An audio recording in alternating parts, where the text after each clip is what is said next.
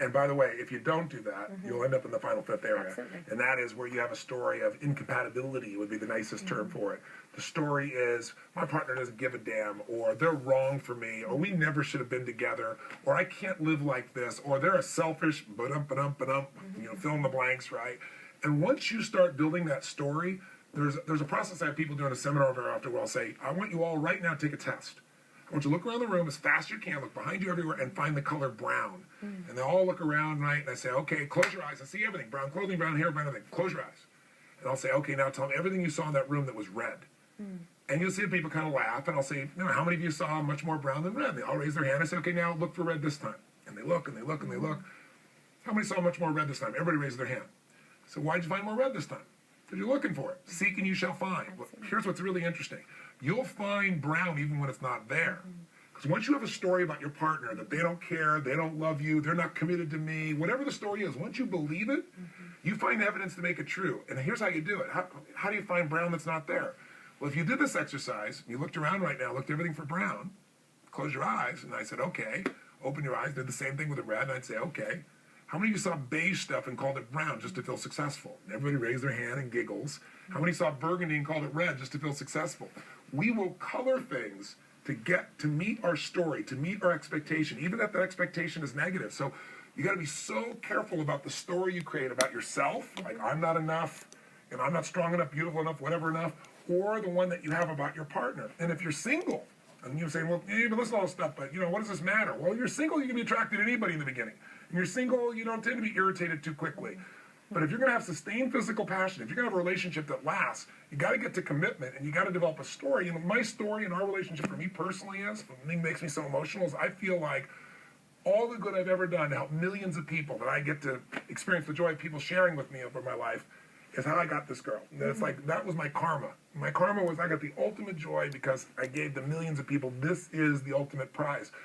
And that story for me, it's not a story, it's what I really believe is true. And so it makes me grateful every day. I used to have a story of how was I trapped in this situation? How did I let myself get stuck here in a totally different relationship I was in? So your story defines the way you think, the way you feel, and it defines your relationship.